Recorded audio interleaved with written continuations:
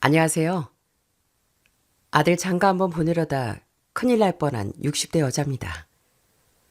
사람이 무슨 일을 하려고 하면 다 운때가 있고 시기가 있다고 하죠. 저도 그 얘기를 익히 들어왔지만 그래도 노총각 아들을 장가 보내고 싶어 앞뒤 가리지 않고 덤벼들었던 것 같습니다. 친구들은 하나둘 손주 재롱 본다는데 저희 집안 애들 결혼도 못 시킨 것 같아 마음이 조급하더라고요. 그런 마음에 앞뒤 가리지도 않고 서두르기만 한 것 같아 아직도 후회가 됩니다. 절 이렇게까지 후회하게 한 그 사건에 대해 지금 말씀드릴게요. 평범한 가정에서 곱게만 자라던 전 21살이란 어린 나이에 남편을 만나 결혼했습니다. 부모님은 아직 너무 어리다며 걱정도 많이 하셨지만 정 이상하리만큼 그 사람과 평생을 살아도 괜찮겠다는 마음이 들었어요. 참 지금 생각하면 철이 없기도 했지만요. 제 입으로 자랑하긴 쑥스럽지만 저희 남편은 사람이 참 괜찮은 편이었습니다. 제가 무심코 지나가는 말로 한마디를 해도 그걸 잊지 않고 꼭 해주던 사람이었거든요. 자, 이거 봐도 외투 없다고 춥게 입고 다니지 말고 내가 옷가게 사장님한테 몇 번이나 물어서 사온 외투야. 어? 갑자기 옷은 왜 사왔어? 아, 저번에 당신 제대로 된 잠바 하나가 없어서 이번 겨울에 춥네 어쩌냈잖아. 따뜻하게 입고 다녀. 겉으론 조금 무뚝뚝해 보여도 전 저만 느낄 수 있는 남편의 다정함이 참 좋았습니다.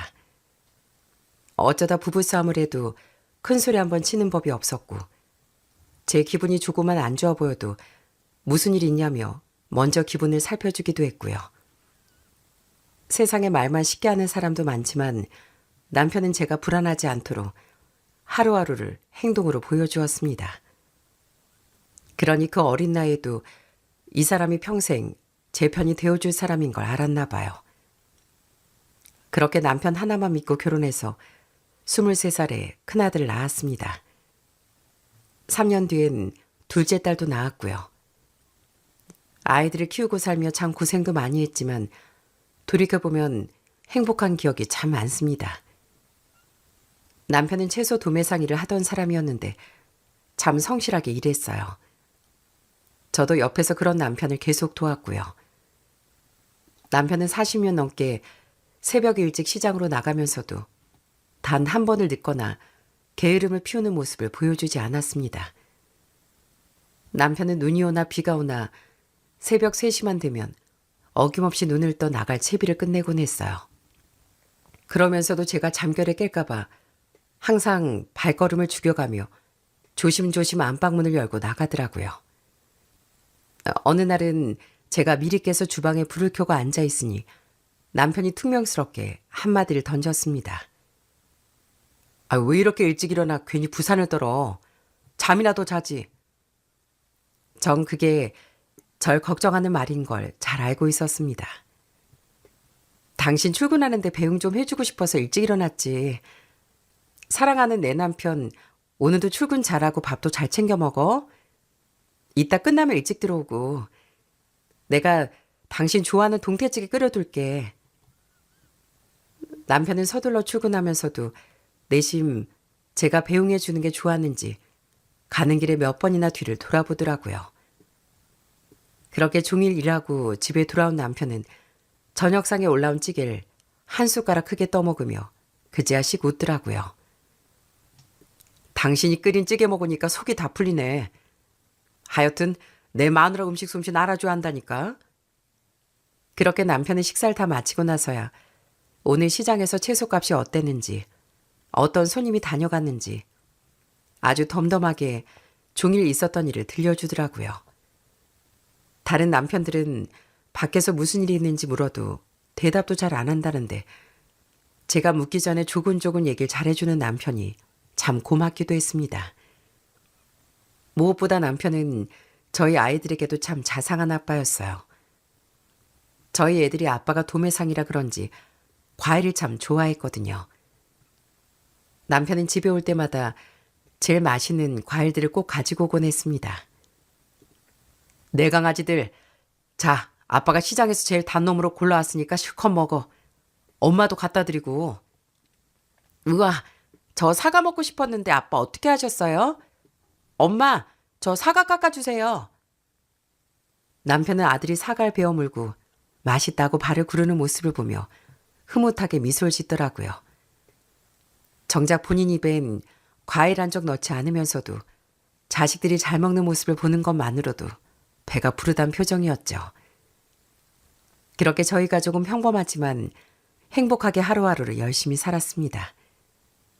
그러다 보니 크진 않지만 안락한 집도 한 채 마련하게 됐고 아이들도 대학 공부까지 다 시켰네요. 세월 가는 줄도 모르고 바쁘게만 지냈는데 돌아보니 남편과 결혼한 지도 벌써 45년이 되었더라고요.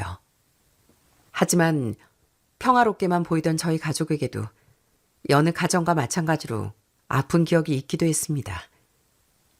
그건 저희 아들이 30살 때 일이었어요. 큰아들은 서울의 좋은 직장을 다니며 자기 앞가림을 잘하는 편이었습니다. 어릴 때도 속 한 번 안 썩이고 착하게만 자라 늘 걱정이 없던 효자였고요. 그런 아들은 취직도 척척하더니 첫 월급을 타던 날엔 두툼한 흰 봉투를 제 손에 꼭 쥐어주더라고요. 엄마, 이거 제 첫 월급이에요. 아빠랑 맛있는 것도 사드시고 필요한 거 있으면 사세요. 앞으로도 효도 많이 할게요. 아이고, 힘들게 일해서 번 돈인데 너 쓰지. 이 돈 엄마가 잘 갖고 있다가 너 장가 갈 때 돌려주마. 아휴, 우리 아들 장하다 장해. 전 그런 아들이 기특해 동네방네 자랑이라도 하고 싶더라고요. 이후로도 아들은 그 바쁜 직장 생활 중에도 주말만 되면 피곤한 기색 없이 꼭 가족들과 시간을 보내려고 했습니다. 그러니 남편과 저도 주말이면 애들과 뭘 하고 시간을 보낼까 행복한 고민을 하기도 했습니다. 엄마, 이번 주말에 가족끼리 등산이나 갈까요? 요즘 산에 꽃도 많이 피고 날씨도 좋잖아요. 마침 회사에서 상품권이 나왔는데 이걸로 엄마 아빠 등산을 하나씩 사시는 거 어때요? 남편은 뭘 신발까지 새로 사냐 하면서도 내심 아들이 작은 부분까지 신경 써주는 게 좋았나 봅니다. 기어이 며칠 뒤에 글쎄 등산을 하나 얻어 신고 나타난 거 있죠? 여보, 내 말 좀 들어봐. 내가 괜찮다 하는데도 상우 이 녀석이 등산 다니려면 신발 하나 있어야 한다고 성하잖아. 그래서 어쩔 수 없이 하나 얻어 신었네. 아이고, 이 사람 그 얼굴에 웃음기나 지우고 말해. 아들이 신발 사주기 그렇게나 좋아? 아니, 그럼 당신 안 좋겠어? 우리 장남이 이렇게 효자인데 말이야. 생전 무뚝뚝한 남편도 애들 앞에선 이렇게 팔불출 아빠가 되곤 했습니다. 이것뿐 아니라 저희 아들은 다정하기까지 해서 무슨 날만 되면 종종 손편지까지 써주곤 했어요. 엄마 아빠가 새벽부터 고생해서 저희들 키워주신 거 다 알고 있습니다. 제가 앞으로 더 효도할 테니까 앞으로도 건강하게 오래오래 저희 곁에 계셔주세요. 사랑합니다. 남편은 아들이 두고 간 편지를 방구석에서 혼자 몰래 읽다 조용히 눈물을 닦기도 했습니다. 저 역시 그 편지들을 소중하게 모아두었고요. 그러다 드디어 아들이 30쯤 되어 결혼하고 싶다고 예쁘고 착한 아가씨를 소개해 주더라고요. 그때 예비 며느리가 어찌나 예쁘고 상냥하던지 아주 마음에 쏙 들었답니다. 예비 며느리는 저희 집에 처음 인사로 오던 날 큰 과일 바구니를 들고 와 너무 예쁘게 인사를 하는 겁니다.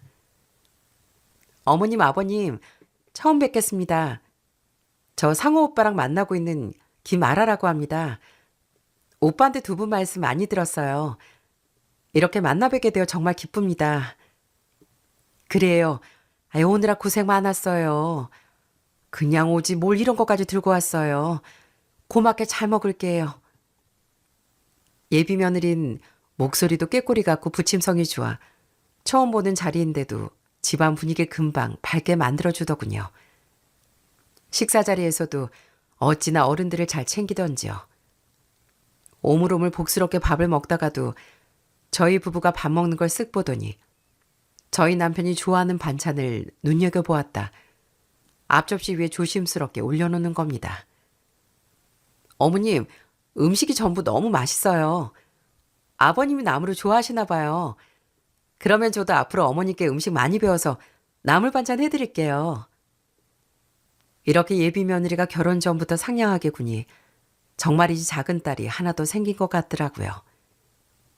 식사를 마치고 과일을 먹을 때도 예비 며느린 한시도 가만히 있질 못하고 과일까지 예쁘게 깎아주었습니다. 어머님, 저 과일 잘 깎죠? 제가 과일을 워낙 좋아하거든요. 그래서 오빠가 아버님이 과일도 판매하신다고 해서 얼마나 좋아하는 줄 아세요? 아유, 정말. 앞으로 네 시아버지가 아주 과일 질릴 때까지 실컷 가져다 주게 생겼네. 우리 며느리가 좋아한다는데 얼마나 고심해서 골라올지 안 봐도 뻔하다. 안 그래도 예쁜 예비 며느리가 집으로 들어간 후에도 잘 도착했다고 안부 전화까지 걸어왔더라고요. 생각할수록 예의도 바르고 귀염성이 있어 통화하는 동안 제 입가에서 미소가 떠나지 않았습니다. 어머님, 저 오빠가 데려다줘서 집에 잘 도착했어요. 오늘 음식도 너무 맛있었고 따뜻하게 맞아주셔서 감사합니다. 조만간 또 찾아뵐게요. 이렇게 예비 며느린 저희 가족의 비타민 같은 존재가 되어주었습니다.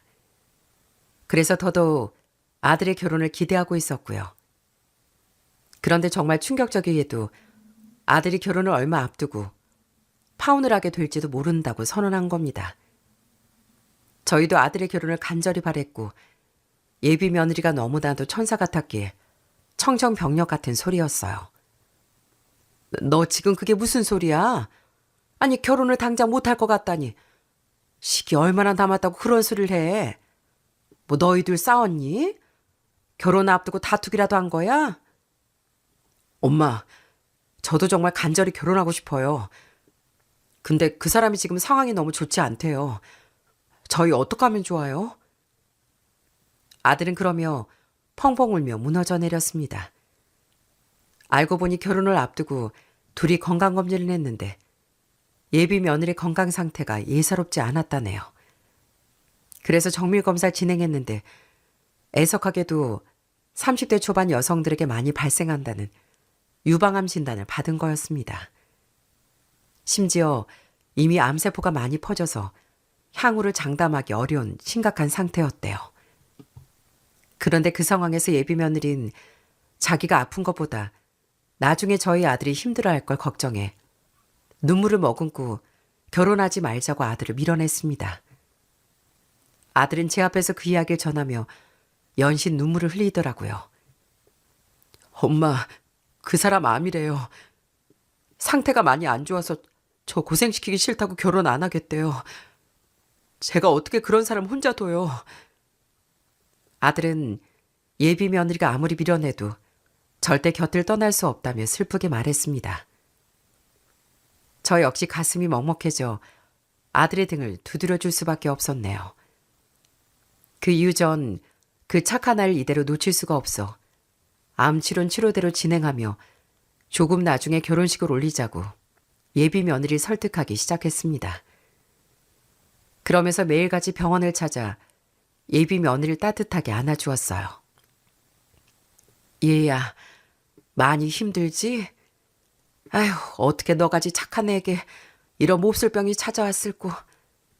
그래도 우리 포기하지 말고 끝까지 치료 열심히 받자. 다른 건 생각하지 말고 우선 치료부터 잘 받으면서 같이 천천히 가보자고. 죄송해요, 어머니. 정말 죄송합니다. 예비 며느리 그 순간에도 제게 연신 죄송하단 말뿐이었습니다. 예비 며느리가 아프다는 소식에 저희 남편도 무척 마음 아파하더라고요. 그래서 시장에서 몸에 좋다는 귀한 약재와 채소들을 잔뜩 구해 예비 사돈댁에 보내기도 했습니다. 아버님, 저희 집에 약재 보내주셨다고 연락받았어요. 저희 부모님도 정말 감사드린다고 꼭 인사 전해달라고 하셨어요. 그래, 그래. 내가 그런 건 얼마든 구해다 줄 테니 잘 챙겨 먹어라. 젊은 사람이 마음을 강하게 먹어야 병도 이기는 법이야. 넌 그저 몸 추스는 데만 신경 써. 저희 가족들은 정말 온 마음으로 예비 며느리 쾌유를 빌었습니다. 밥은 잘 챙겨 먹었는지 요즘 마음은 어떤지 살뜰하게 챙기면서요. 본격적인 항암 치료 날짜가 잡혔다는 소식을 들었을 땐 제 마음이 다 떨려 예비 며느리에게 힘이 되는 말을 아끼지 않았습니다. 치료 아무 일 없이 잘 끝날 테니까 겁먹지 마. 내가 매일 기도하고 있으니까 분명 금방 나을 게다. 어머님, 정말 감사해요. 어머니 말씀 들으니까 저 힘이 나요. 저 꼭 치료 잘 받고 올게요. 근데 불행하게도 항암 치료 받으면 받을수록 예비 며느리 상태가 점점 더 안 좋아졌습니다. 독한 약 기운 때문에 머리카락은 전부 빠지고 몰라보게 수척해져 갔어요. 그때 아들은 눈물을 흘리면서도 끝까지 병실을 지켰습니다. 날마다 병상에 누워있는 예비 며느리의 마른 손을 붙잡고 애원하더라고요. 우리 혼인신고부터 하자. 내가 네 남편이 돼서 끝까지 책임질 수 있게 해줘. 제발 내 소원이야. 아들은 눈물이 범벅된 얼굴로 예비 며느리 법적인 가족이 되어 마지막 순간까지 곁에 남고 싶어 했습니다. 하지만 예비 며느리는 자신의 아픔보다 아들의 미래를 더 걱정하며 완강하게 고개를 젓더라고요. 예비 며느리는 산소호흡기에 의지해 겨우 숨을 몰아쉬면서도 아들을 밀어내려고만 했습니다. 나 오빠한테 피해주고 싶지 않아. 오빠 인생이 있고 또 내 인생이 있는 거잖아. 내가 어떻게 오빠 앞길을 막아. 우리 이쯤에서 헤어지자. 나 더 나쁜 모습 보이고 싶지 않아. 오빠 앞에선 항상 예쁜 모습으로 기억되고 싶어. 그런 소리 하지 마. 난 네가 어떤 모습이든 상관없어.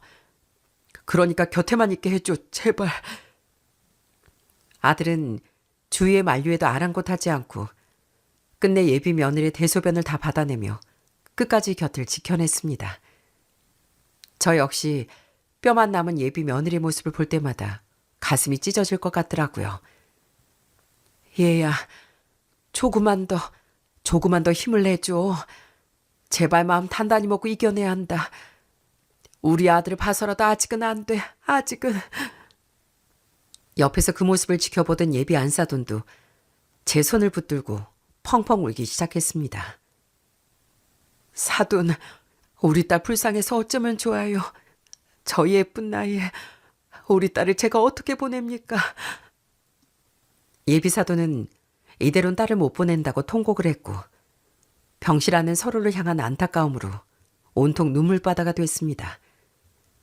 하지만 그로부터 며칠 뒤 예비 며느리 모든 사람의 간절한 바람과 아들의 눈물겨운 수뇌부를 뒤로 한 채 짧은 생을 마감하고 하늘나라로 떠나고 말았습니다. 아들은 예비 며느리가 떠나던 날 세상을 다 잃은 것처럼 절규하며 병원 복도 바닥에 주저앉아 통곡을 하더라고요. 저와 남편 역시 눈물을 감추지 못했고요. 알아야 안 돼. 너 없이 내가 앞으로 어떻게 살아. 어떻게 밥을 먹고 어떻게 숨을 쉬어. 제발 나만 두고 가지 마. 제발. 아들은 예비 며느리 장례식이 끝난 뒤로도 깊은 슬픔과 상실감을 이기지 못하고 한동안 넋나간 사람처럼 지냈습니다. 밥 한 술 뜨지 못하고 그렇게 방구석에만 박혀 눈물로 세월을 보내더라고요. 그 세월이 무려 10년이나 계속됐고요. 아들은 멀쩡히 회사 생활도 하고 가끔 웃기도 했지만 새로운 인연을 만나지 못하고 혼자 외롭게 지내고 있었죠. 저 역시 처음엔 먼저 떠난 예비 며느리가 자꾸 생각나 아들에게 어떤 말도 건네지 못했답니다. 하지만 저희 아들도 나이가 어느덧 40이 넘어가니 슬슬 저도 부모로서 걱정이 되더군요. 전 주말마다 혼자 방구석에 틀어박혀 있는 아들을 볼 때마다 답답한 마음에 잔소리를 늘어놓기 시작했습니다.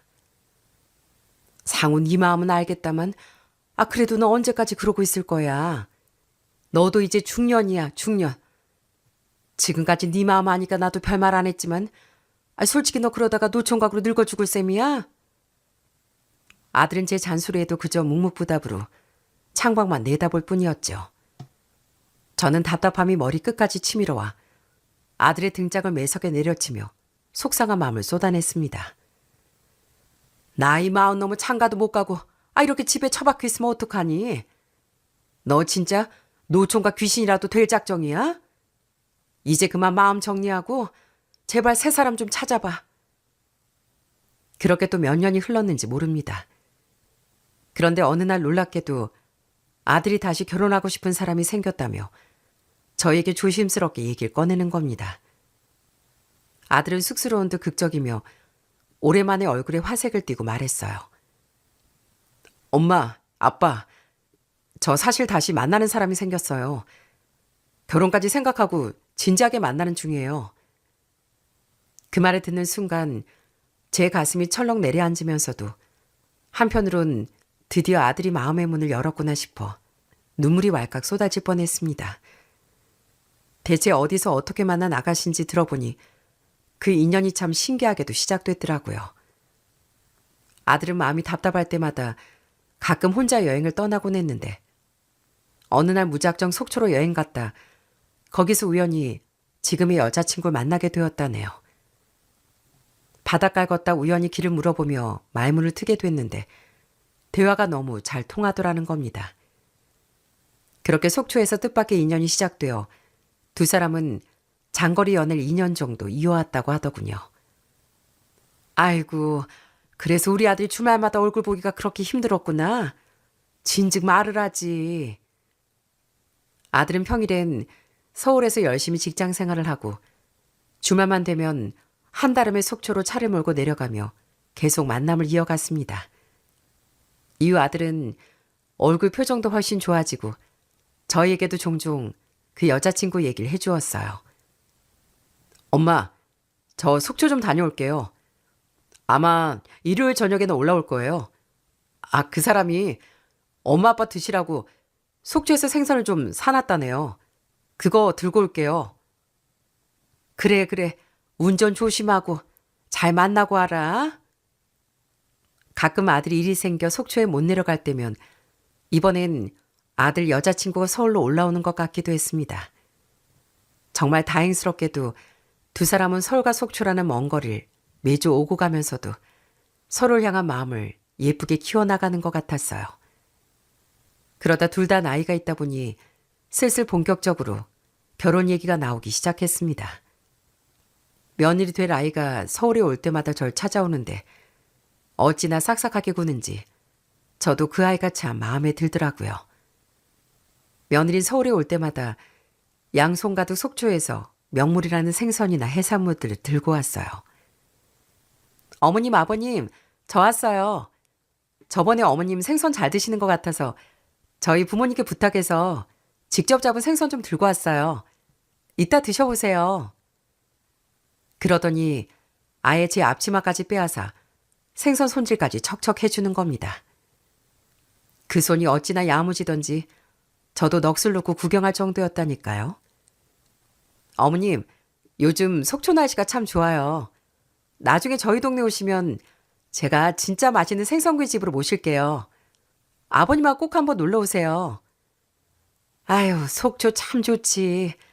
나중에 너희 시아버지랑 시누이 데리고 나들이 한번 가야겠구나. 이거 우리 며느리 덕분에 맛집에도 많이 가게 생겼네.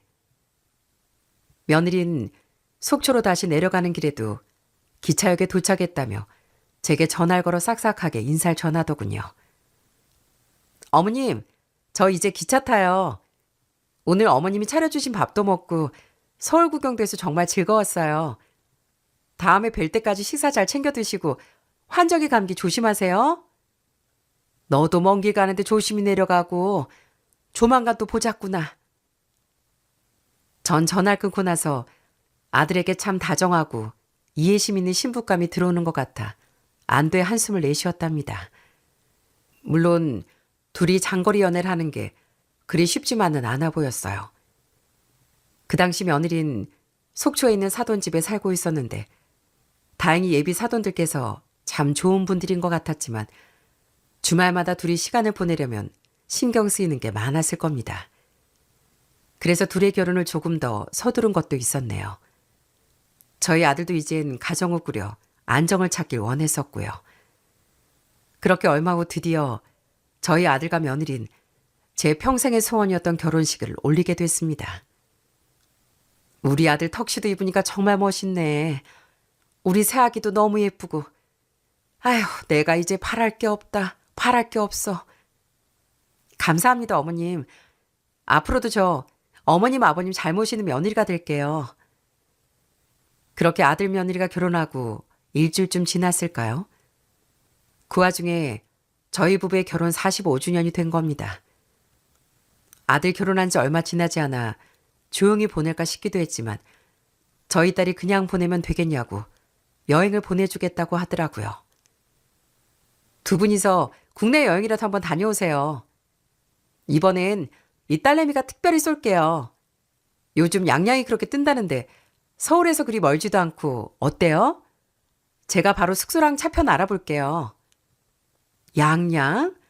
아유, 양양 좋지. 안 그래도 여행 한번 다녀오고 싶었는데 당신은 어때요? 나야 뭐 우리 딸이 보내준다고 하면 고맙다고 가는 거지. 만하니 모시고 바람이나 쐬고 와야겠다. 그렇게 저희 부부는 딸아이가 예약해준 대로 결혼 45주년 기념 여행을 떠나게 됐습니다. 오랜만에 푸른 바다를 보며 여유로운 시간을 보내니 참 좋더라고요. 오랜만에 남편과 이런저런 얘기도 하고요. 당신 그동안 상우 때문에 마음고생이 많았지? 상우 저 녀석도 말은 안 하지만 속이 얼마나 타들어갔겠어. 그래도 좋은 애 만나 가정을 꾸렸으니 이젠 좋은 일만 있을 거야. 그래야지. 우리 상우가 잘 지내야 그 아이도 하늘에서 마음 편히 지내겠지. 당신도 고생 많았어. 그런데 아들이 저희가 양양으로 여행 갔다는 얘기를 며느리한테 했었나 보더라고요. 그리고 며느리가 그 소식을 속초에 계신 사돈어른께 바로 얘기를 전한 모양입니다. 양양에서 남편과 함께 시간을 보내고 있는데 갑자기 예비 사돈어른에게 전화가 걸려왔더라고요. 안녕하세요, 안사돈. 지금 강원도 여행 중이시라면서요? 저희 딸한테 들었습니다. 어디쯤이세요? 이에 사돈어른, 지금 저희 양양 쪽에 와 있어요. 역시 강원도 바다가 참 좋네요. 안사돈도 잘 계시죠? 아유, 그럼요. 근데 양양 쪽에 계신다고요? 아유, 그러면 저희 집이랑 바로 옆이네요. 오늘 저희가 맛있는 식사라도 좀 대접해드리고 싶은데, 그러지 말고 저희 집으로 오세요. 오랜만에 사돈들끼리 맛있는 밥도 먹고 술도 한잔 드시면 좋겠네요. 사돈은 저희가 강원도에 온 걸 무척 반가워하며 흔쾌히 집으로 초대해 주셨습니다. 하지만 이렇게 여행지에서 갑작스럽게 만나는 것이 솔직히 처음엔 좀 부담스럽더라고요. 편하게 쉬러 간 여행길인데 괜히 실례하는 것 같기도 하고 사돈 댁에 발걸음하는 게 조심스럽기도 했습니다. 그래서 미안한 마음에 전 조심스럽게 거절의 뜻을 전했어요.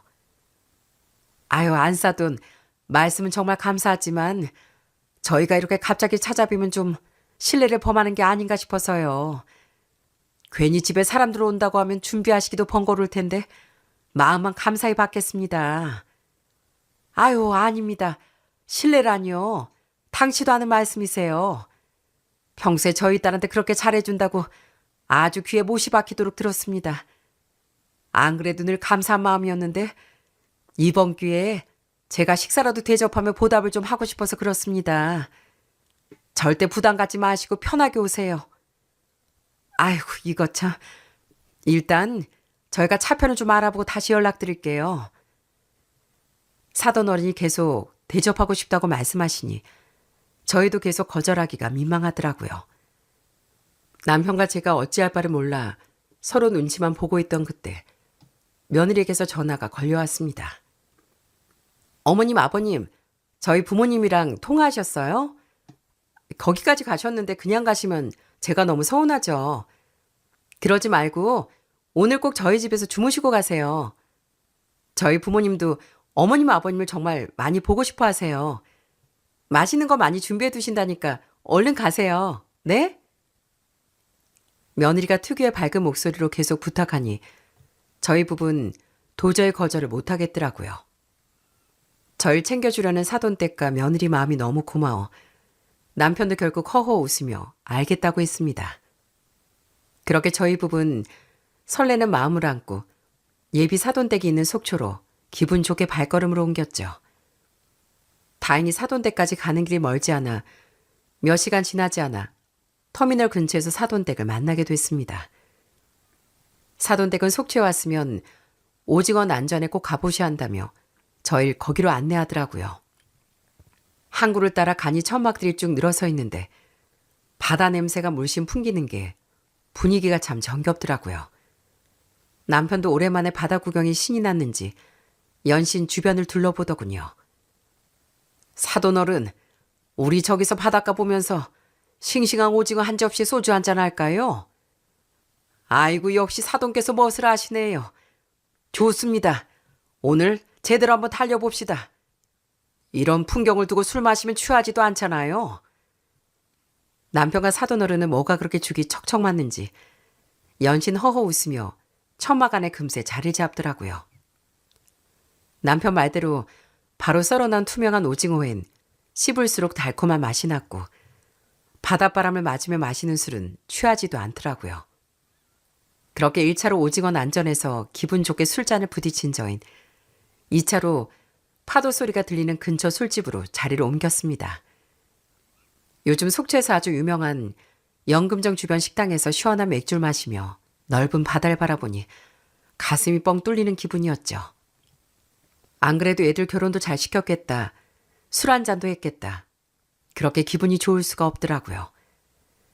저희 남편도 평소에 술을 참 좋아하면서도 낯가림이 있어 조심스러워했는데 사돈 어른이 워낙 친근하게 대해주시니 금세 긴장을 풀더라고요. 남편은 맥주잔을 들이키며 제게 넌지시 속마음을 표현했습니다. 당신 처음에 사돈댁 오는 거 좀 걱정했잖아. 근데 이렇게 와보니까 너무 편하고 좋구만. 우리 사돈 어른이 참 화끈하시고 성격이 좋으시다니까. 아이고, 그거 정말 다행입니다. 내 집이다 생각하시고 편하게 계세요. 저희도 두 분 오신다고 해서 얼마나 설렜는지 모릅니다. 그렇게 이야기가 계속되다 보니 자연스럽게 자식들 어릴 때로 대화가 이어졌습니다. 안사돈이 며느리 어릴 적 사진을 보여주시며 인자하게 웃으시더군요. 우리 애가 어릴 때부터 속초 바닷가에서 자라서 그런지 어릴 땐 성격이 아주 선머슴 같았거든요. 맨날 밖에서 놀다가 넘어지고 무릎이 까져서 들어오곤 했다니까요. 지금은 천생 여잔데 어릴 땐 어찌나 동네를 뛰어다니던지요.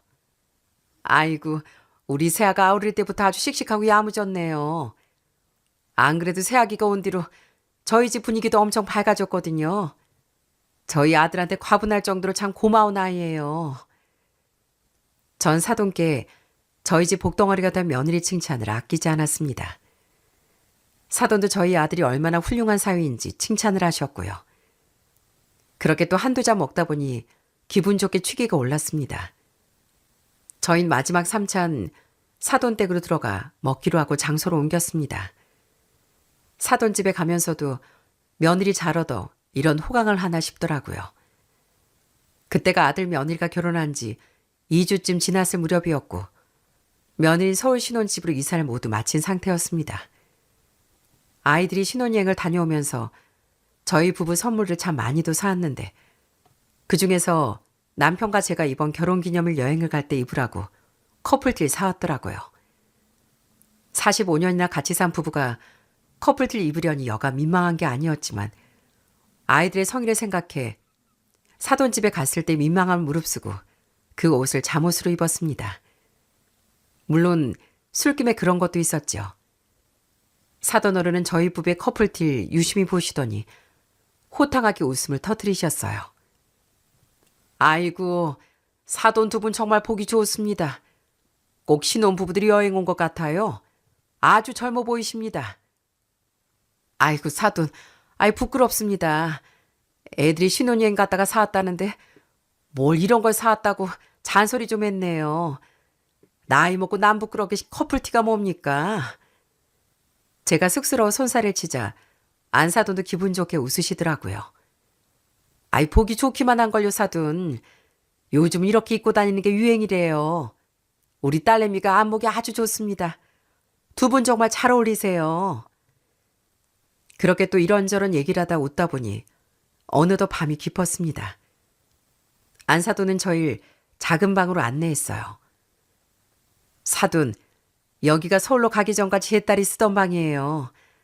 방이 크진 않지만 아늑하니까 오늘은 여기서 주무시면 되겠네요. 저희 잠자리까지 신경 써주시고 정말 고맙습니다. 그럼 신세 좀 지다 가겠습니다.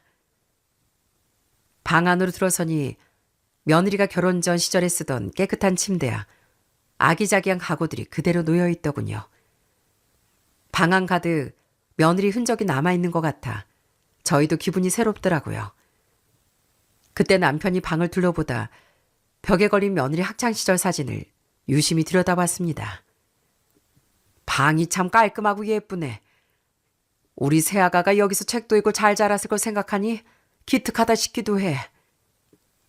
그렇게 방을 둘러보다 또 너무 속속들이 보는 건 예의가 아닌 것 같아 금방 침대에 누웠습니다. 그러다 남편은 피곤했는지 침대에 눕자마자 금세 깊은 잠에 빠져들더군요. 전 술을 먹어서인지 잠이 오지 않아 며느리가 쓰던 방을 계속 천천히 둘러봤습니다. 그러다 방 한 구석에 놓인 책상도 보고 벽에 붙어있는 고등학교 시절 사진, 또 젊었을 때 사진들도 하나씩 살펴보았죠. 사진 속 며느리는 지금처럼 환하게 웃고 있었어요. 전 이렇게 착하고 예쁜 아이를 정성껏 키워 저희 집으로 보내준 사돈 부부에게 내일 아침 일찍 출발하기 전에 고맙다는 인사를 글로 꼭 남기고 싶다는 생각이 들었죠.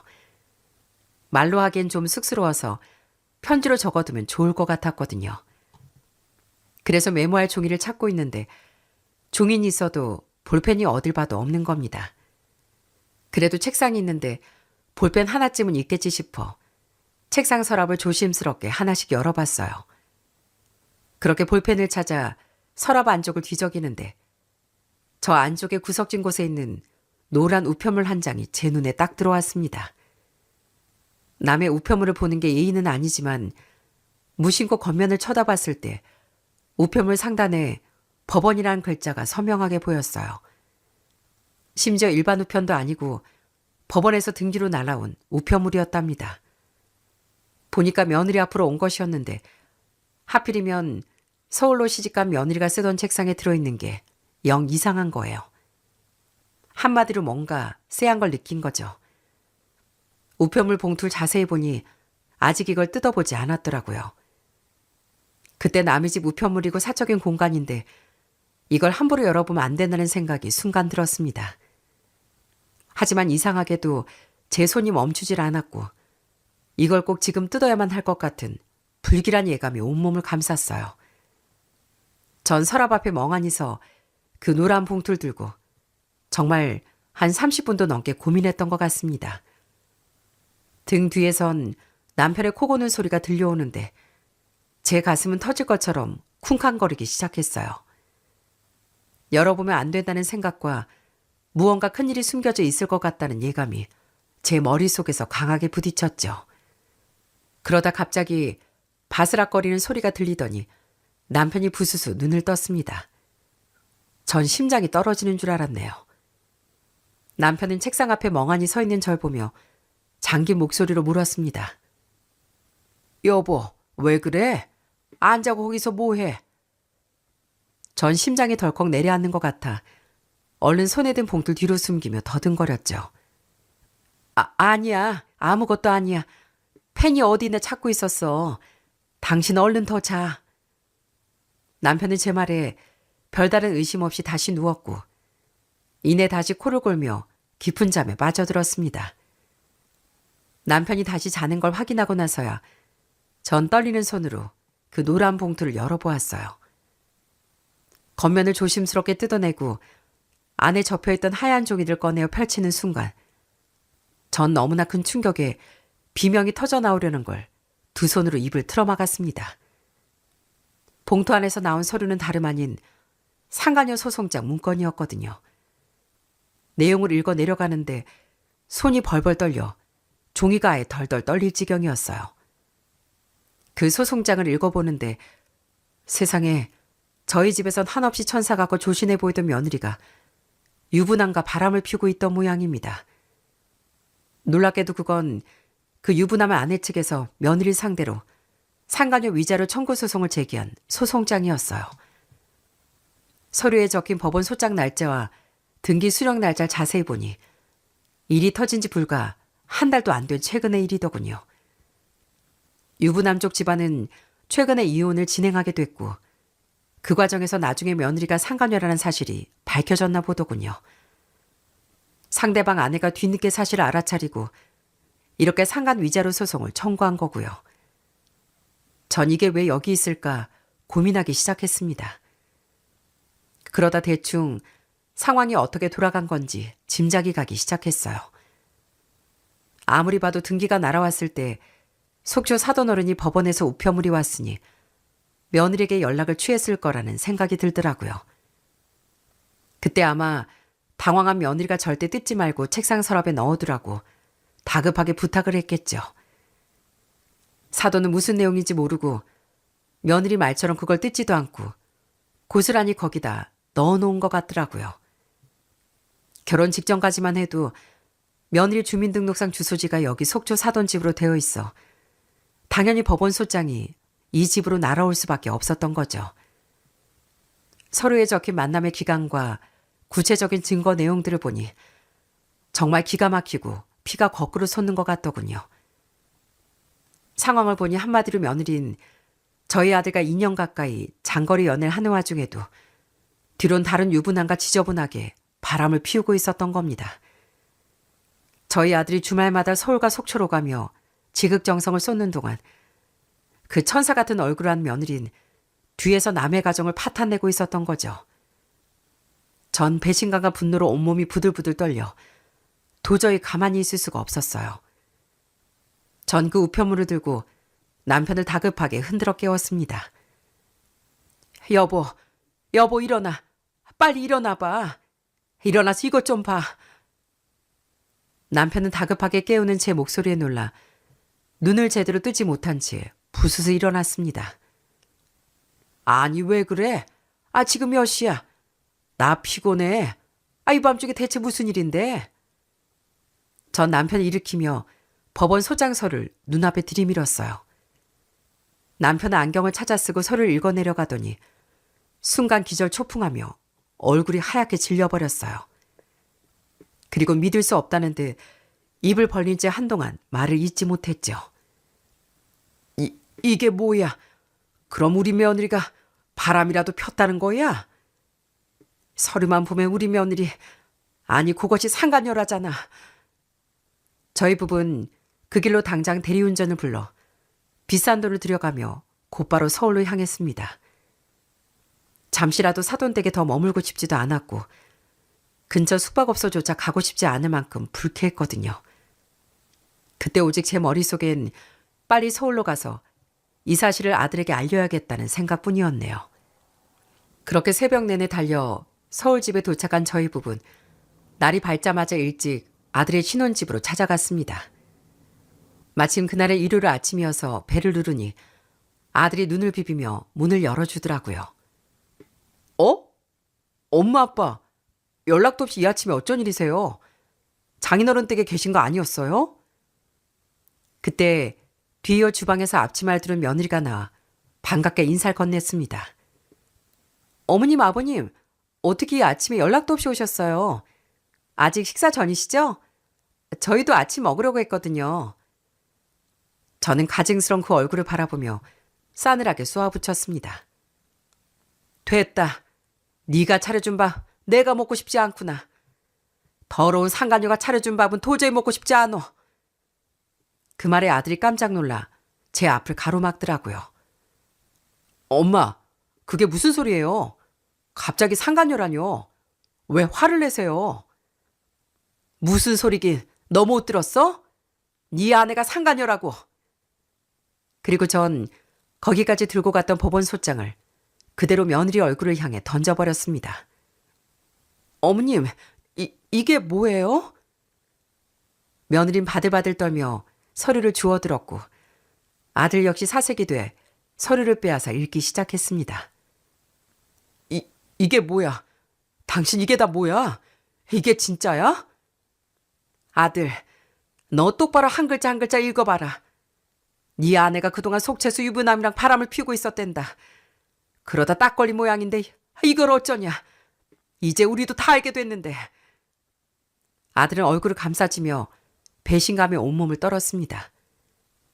그때 며느리는 아들의 다리를 붙잡고 울며불며 뻔뻔한 변명을 늘어놓기 시작했어요. 오빠 아니야. 나 정말 처음엔 그 사람 유부남인지도 모르고 만났어. 진짜야. 나 한 번만 믿어줘. 결혼하고 다 정리하려고 했단 말이야. 하지만 이미 소장엔 모든 부정한 증거들이 명명백백 적혀 있었기에 그 말도 안 되는 소린 구차한 변명에 불과했습니다. 그 와중에 다행이라고 해야 할지 아직 아들 며느린 혼인신고도 안 한 상태였다는 겁니다. 마침 다음 날이 바로 월요일이라 저희가 여행을 다녀오면 바로 하려고 했던 상황이었죠. 만약 그때 며느리가 제 친정집으로 오라고 붙잡지 않았더라면, 그리고 사돈댁에서 제가 그 서랍을 열어보지 않았다면 저희 아들은 평생 상간녀의 남편이 되어 피눈물을 흘릴 뻔한 거죠. 그야말로 조상신이 도운 천운이었답니다. 아들은 계속 소장을 노려보며 며느리에게 분노했어요. 백현범? 야, 이 백현범이가 네가 만나던 유부남이었어? 이 자식 누구야? 그 유부남 이름이 아들의 입에서 나오는 순간 며느리는 사색이 돼 아무 말도 하지 못했습니다. 아들은 기가 찬 표정으로 며느리를 내려다보며 사정없이 몰아붙였어요. 너 내 눈 똑바로 보고 말해. 너 양다리 걸친 거야? 내가 주말마다 속초까지 내려가서 너한테 지극정성 쏟는 동안 넌 그 자식이랑 놀아나고 있었냐고. 며느린 아들의 계속되는 추궁에 고개를 숙인 채 눈물만 흘릴 뿐이었네요. 나중에 알고 보니 그 유부남 아내도 처음엔 전혀 몰랐다가 나중에 본인 남편 핸드폰과 내비게이션 기록을 뒤져 상간녀가 있었다는 걸 뒤늦게 알았나 보더라고요. 오빠, 내가 정말 잘못했어. 한 번만 용서해주면 안 돼? 나 진짜 서울 생활이 너무 좋단 말이야. 나 다시는 속초로 내려가고 싶지 않아. 나 서울 떠나고 싶지 않다고.